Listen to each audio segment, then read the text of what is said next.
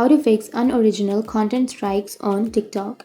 So if you want to fix unoriginal content strikes on TikTok, then first open up your TikTok application.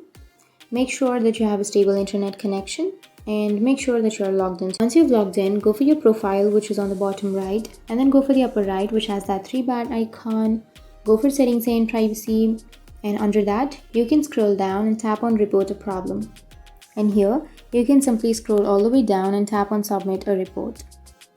And here you need to write that I'm having issues with the unoriginal strike on my TikTok content.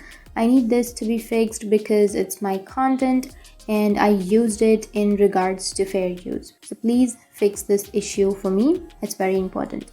So once you've written all of that, you need to simply tap on submit and you need to simply submit the issue. And once you've submitted the issue or the feedback, and within 24 hours or within 1 or 2 days, your problem will be fixed. So that's how you can fix unoriginal content strikes on TikTok. And if you have any questions, feel free to comment below. Thanks for watching.